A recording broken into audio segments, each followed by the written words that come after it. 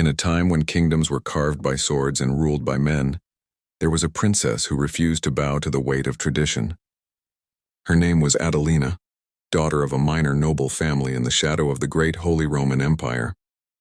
From the moment she could walk, she learned that her world was a battlefield, not just of armies and kings, but of expectations, loyalties, and whispers. While her brothers were trained to fight with steel and command with authority, Adelina studied strategy in silence, learning the movements of armies from maps, the politics of courts from hidden letters, and the strength of a woman from her own reflection. Her childhood was cloaked in quiet determination. Behind the stone walls of her family's fortress, she practiced swordplay at dawn, studied military tactics by candlelight, and learned foreign languages to read the letters of invading generals. The tutors called her stubborn, the servants whispered she was unnatural, but Adelina knew what the world would demand: survival. And she would survive.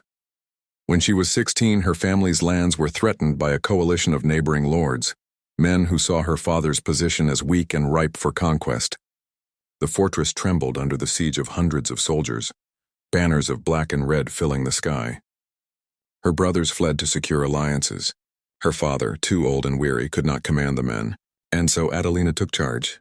She climbed the walls herself, shouting orders that rang louder than the war drums, rallying the soldiers to fight with the courage of kings.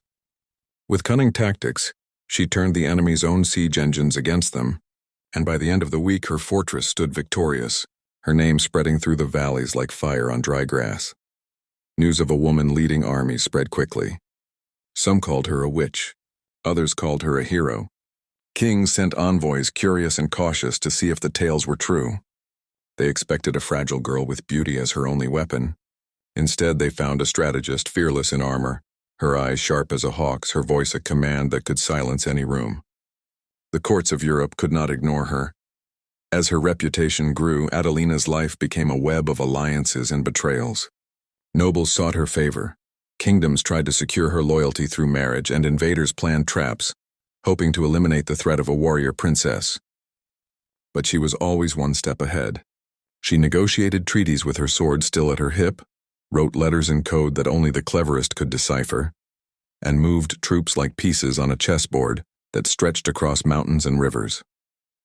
She was not just a princess, she was a general, a queen in waiting, a shadow of fear and hope all at once.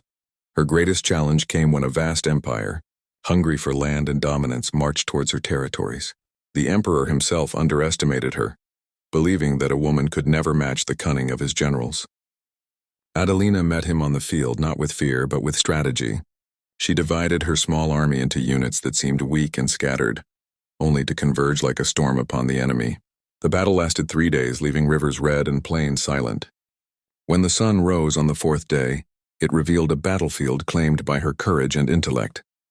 The emperor withdrew, a rare respect forming for the girl who had defied the laws of her time.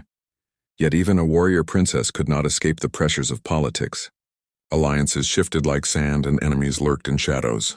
The very kings who had admired her sought to manipulate her into marriages and treaties that would benefit their empires.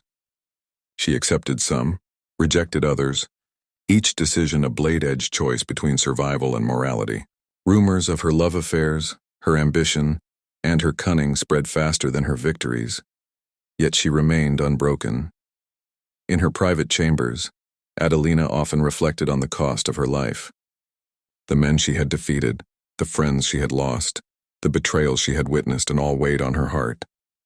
Yet she understood something that many never did.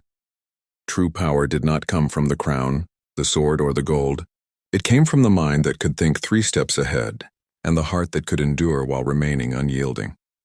She spent her later years training a new generation of women in her lands, daughters of nobles, peasants, and soldiers alike. She taught them strategy, swordplay, diplomacy, and courage.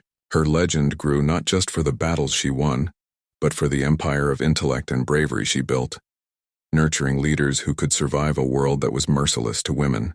Her name became a symbol, whispered in courts, sung by minstrels, and etched into the annals of history not as a mere princess, but as a warrior who refused to be forgotten.